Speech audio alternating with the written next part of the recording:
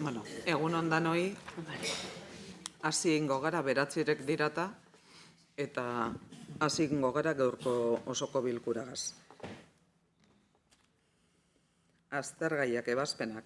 2024ko maiatzaren 31ko osoko bilkuraren akta onartzea. Baten batek, badeko zer esanik? Vale. 2024ko fakturen zerrenda baliozkotu eta onartzeko proposamena. Kontu hartzaietzako eginkizuna ez betetzea, 2024ko hirugarren espedientea, maiatzako fakturak. Miren, mesedez? Barkatu, egunon. Hau pasa genuen batzorde informatibotikan, hau izan duzan aurrekoan bezala, faktura bat, zerbitzu bat bete egin beharrezkoa dana, kontratua martxan jarriko da, ja esleitua dago, baino orain ekainaren bukaeran jarri da martxan, eta bitartean maiatzan egin duten zerbitzua ondo emana izan da, eta prezioak aurreko kontratukoak dira. Eta batzordean hau batez onartu zen. Eskerrik asko, mire. Hirugarren puntura jo. Onartu behar da, barkatu, izbe. Bai, barkatu. 2024ko hirugarren 71. fakturen zerrenda baliozkotu eta onartzeko proposamena. Kontu hartzaietzako eginkizuna ez betetzea 2024ko laugarren espedientea, maiatzakoa bebai. Miren, mesedez? Bai, hau ere antzekoa da Larrea Kirola instalazioan kudeatzeko zerbitzuaren kontratua, hau pliegoak, kontratua amaitu zen aurrekoa, pliegoak prestatzen ari dira, baino gelditu egin behar izan du da negoziazio kolektibo bat adostu nahi dialako, eta orduan prezioan eguneraketa bat egin beharko dalako, eta bitartean zerbitzua beharrezkoa danez, martxan jarraitzen du, ez da fedetxarrez jokatu, eta kobratzen dutena da aurreko irabazleek zerbitzua berdin ematen eta aurreko kontratuko prezio berdina. Eta hau batez onartu zen batzordean behintzat. Eskerrik asko, miren. Zeo zer esatekorik? Bai. Laugarren puntura joko dugu, ondokoen berri eman. Behin betiko honetzi direla 2024ko AEU-aren 20. artikuluaren aldaketa. 2024ko transferentzia eta diru laguntza arrunten eranskina eta Amorebieta Etxanoko udalaren diru laguntzen plan estrategikoa. Miren, mesedez? Hau da, apirilan 26ko ohiko osoko bilkuran onartu genuna argitaratu zen Bizkaiko Foru Aldundian, etzan egon erreklamaziorikan udaletxean, eta erabakitakoa betez, ebazpena behin betikotzaz jozan, eta argitaratu zala pasan ekainaren 11an Bizkaiko aldizkari ofizialean. Bosgarren puntua. Aurrekontu aldaketaren behin betiko onespena, kreditu gehigarrien bigarren espediente eta egonkortasun txostenaren berri ematea. Miren? Hau ere berdina, apirilaren 26an erabakitakoa osoko bilkuran, argitaratu zen Bizkaiko aldizkari ofizialean, etzan egon erreklamaziorikan, erabakia behin betikotzaz jozan, eta argitaratu zen behin betiko bezala, ekainaren 11ko aldizkari ofizialean. Seigarren puntua, 2024 1311 aderen berri ematea. 2024ko bigarren gerakinak sartzeko espedientea onartzekoa diru zaintzako gerakinekin eta egonkortasun txostenarekin. Miren, mesedez? Hemen 2023ko udal aurrekontuaren likidaziotikan datozen kreditu gerakinak eta kontu hartzailetzak horretarako egindako txostena aztertu ziran, eta hau zerrenda oso zehatza zegoen hor nola egintzian txertaketa horiek, eta hori kontua eman zan, zerrendarekin eta txostenarekin batea. Zazpigarren puntua, 2023ko aurrekontuaren likidazioan egonkortasunari, zor publikoaren helburuari eta gastu arauari buruzko txostenaren berri ematea. Miren. Bale. Hemen aurretikan aurkeztuta zeuden jak 23ko aurrekontu orokorraren kitapena, horren alkatetza dekretua eta baita ere horrekin erlazionatua zegoen kontu hartzailetzako txostena. Eta azkeneko egokitzapenak eginda, aurkeztu zen berria. Eskerrik asko. Zortzigarren puntu, ondokoaren berri eman. Ezkontza zibilak egiteko alkatearen eskumena eskuordetu izana 2024/9 eta 2024/1423 alkatearen dekretuak. Estar, mesedez. Bai, egunon. Lehenengo dekretuan, amai aurrekotxe irigoraz Amorebieta-Etxanoko zinegotziaren esku uzten da jarrain adierazten den ezkontzaren ahalmena. Asier Castañares Orbegoso eta Maia Lizaso Izquierdo arteko eskontza 2024ko ekainaren 29an. Eta bigarrena, jarraian dagoela. Bigarrenean, Ander Uriarte Pujanare zinegotziaren esku uzten jarraian Pujanaren esku usteak jarraian adierazten den eskontzeko ahalmena. Arnaitz Irigoyen Loizate eta Aider Rodríguez Bilbaoren arteko eskontza 2024ko ekainaren batean izan zen eguerdiko ordu batetan. Beratzegarren puntua, alkateak eskuordetuta tokiko gobernu batzordeak hartutako erabakien berri ematea. Estar, mesedez. Bai, maiatzaren 31-tik ekainaren 21 hartutako erabakiak zerrendatuko dudaz. Bat, onartu UI9 lurzoru urbanizagarri industrialen sektoreko konpentsazio batzordearen presidente eta idazkari karguak berritzea eta egoitza soziala aldatzea. Bi, ezetzi gobernu batzordearen 2023ko abenduaren 15ko erabakiaren aurka jarritako berraztertzeko errekurtsoa. Erabaki honen bidez, ukatu eginda Biarritz poligonoan ibigailu erregaien hornidurarako unitate bat eraikintzeko eskatutako lizentzia. Hiru, Amorebietako 2029 erregistroko finka bereizteko lizentzia. Lau, Esleitu, San Joango eta Bernagoitiako edateko ura tratatzeko araztegiak eta Orominoko ponpak eta ustiatu mantentze lanak burutu eta hartatzeko eta laguntza teknikoa emateko kontratua. Bost, Amorebieta-Etxanoko udalekuak zerbitzua bigarren lotea gauero udan antolatu eta garatzeko kontratuaren aldaketa onartzea.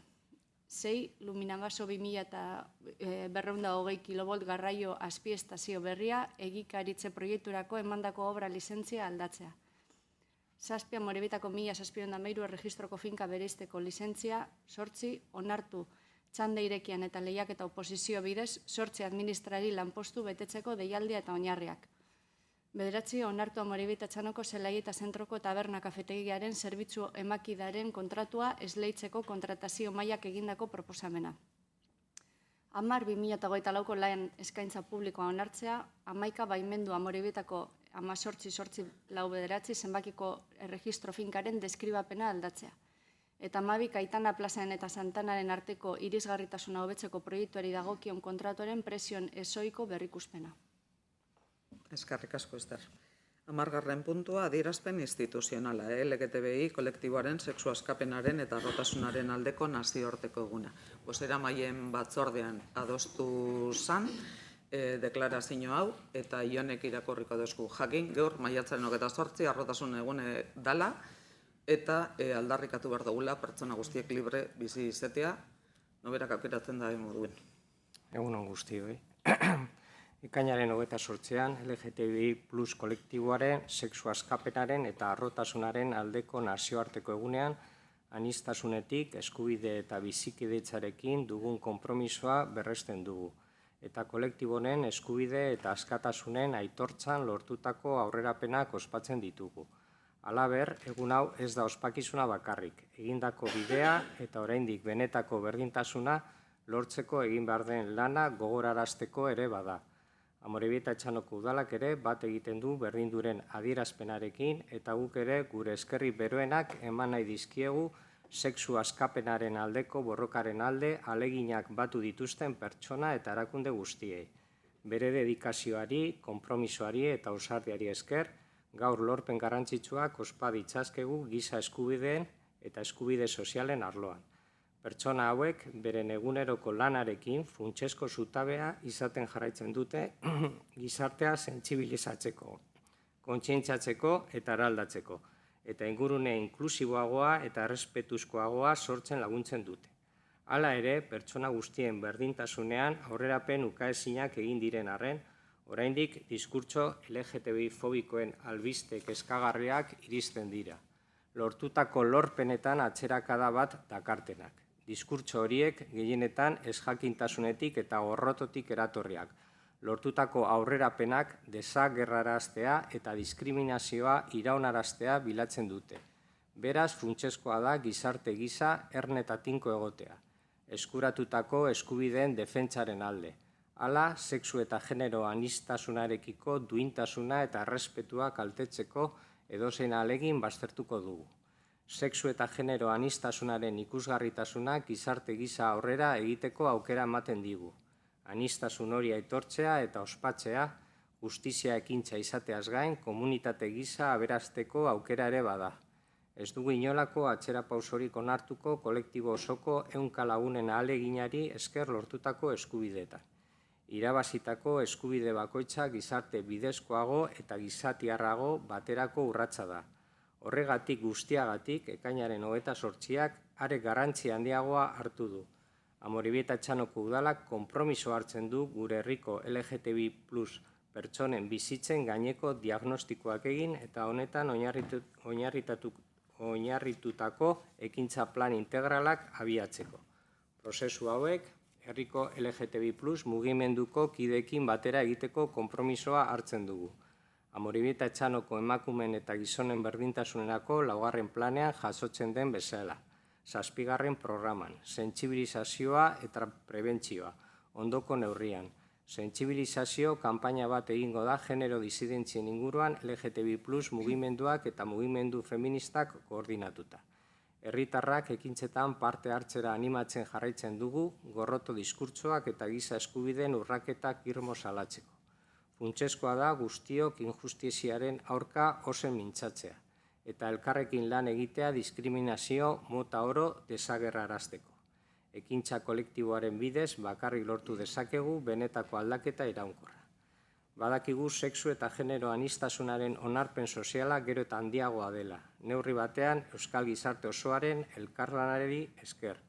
Lan hori funtsezkoa izan da armairurik gabe, loturarik gabe, aurreiritzirik gabe eta estigmarik gabe bizi ahal izateko eta komunitatea eraikitzeko. Babes keinu bakoitzak, ikusarazte ekintza bakoitzak, mugimendu hori indartzen eta aurrera jarraitzeko gure erabakia berresten laguntzen du. Horren bestez, sentsibilizazio eta aldarrikapen ekitaldiekin bat egitera gonbidatzen zaituztegu. Leihoetatik eta balkoietatik kolore anitzeko banderak zintzilikatu. Keinu txiki baina esanguratsu hori elkartasunaren eta babesaren erakusgarri da, eta agerian uzten du gaur aniztasunaren aldeko borroka eguna dela. Astintzen dagoen bandera bakoitza erresistentziaren eta itxaropenaren simboloa da. Atzera egiteko prest ez gaudela dioen adierazpena hain zuzen. Azkenik, gogorarazi nahi dugu LGTBI+ eskubideen aldeko borroka guztion borroka dela. Ezin dugu onartu gorrotoa eta intolerantzia nagusitzea. Gaur, inoiz baino gehiago, gure aniztasunean bat egin behar dugu, pertsona guztiok duintasunez, errespetuz eta askatasunez bizi ahal izango garen, etorkizun bat ospatzeko eta eraikitzeko denon artean. Eskerrik asko, Jon. 11. puntura joko dugu. Parkatu, Ainhoa. Egun ondan hori, Ainhoak esan duen moduan, guk Jonek irakurritako adierazpen instituzionala ontzat emoten dugu, baina bai gureko geunkela gure taldetik gure irakurketatxoa aurkeztu.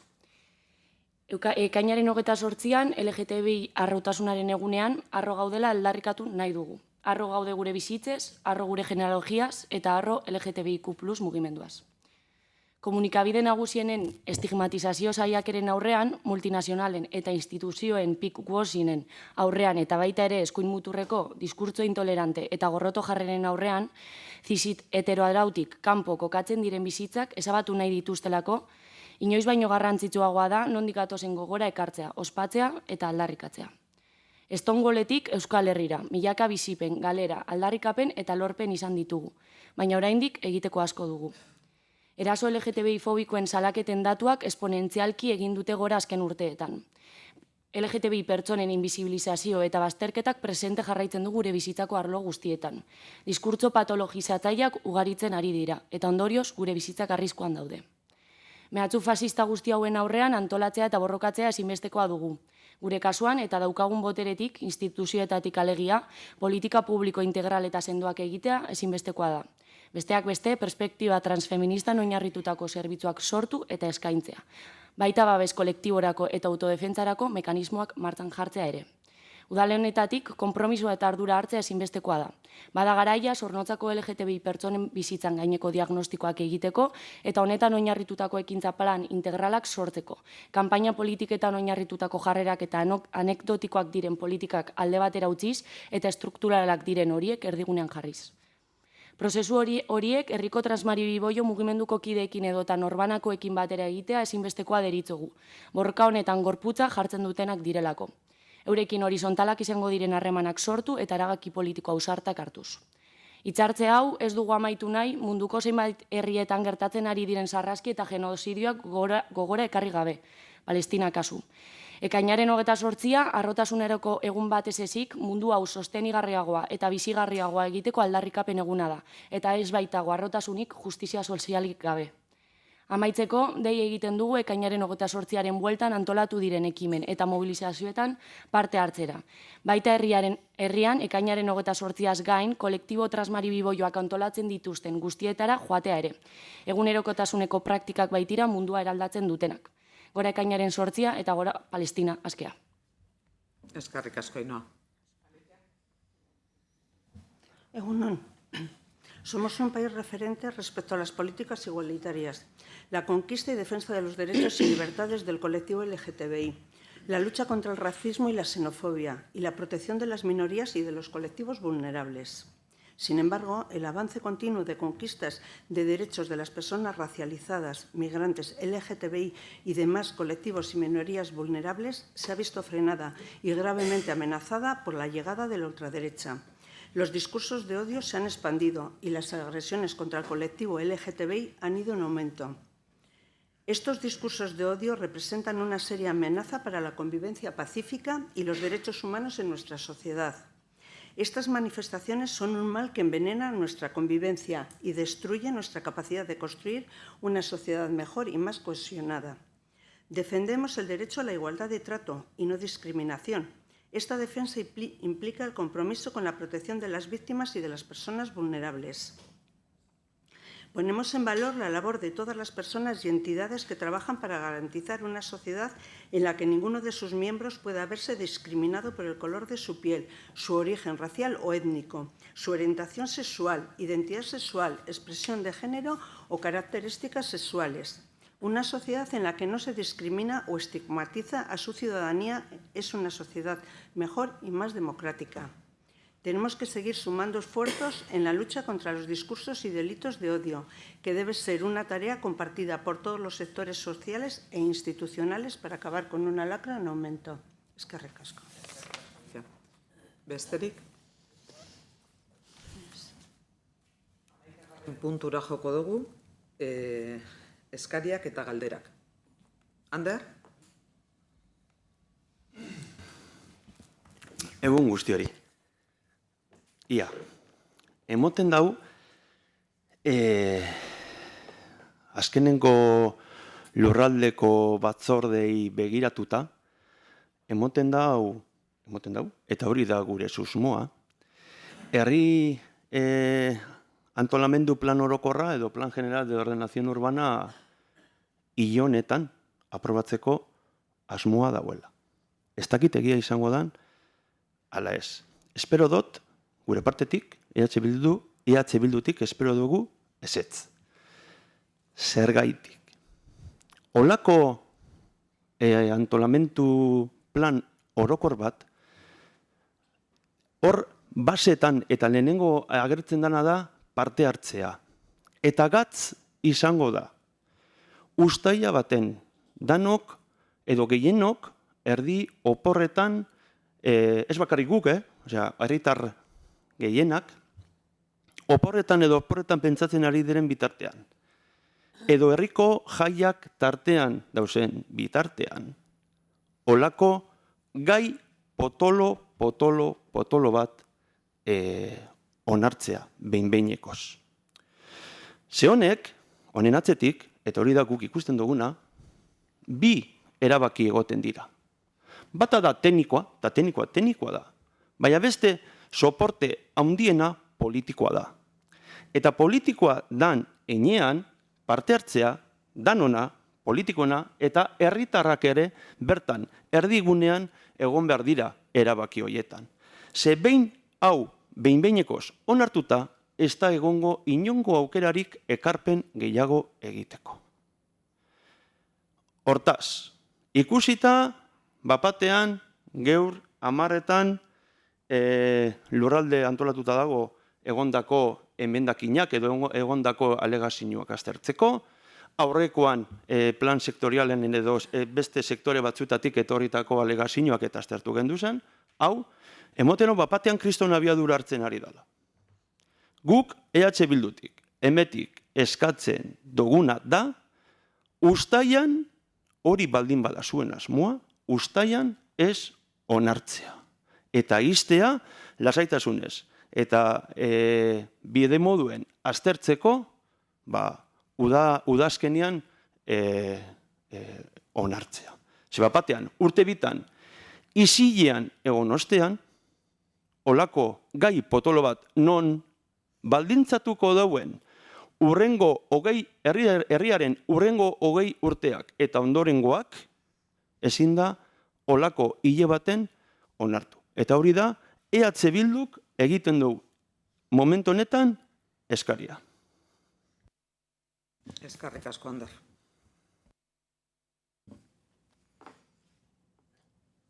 Besterik?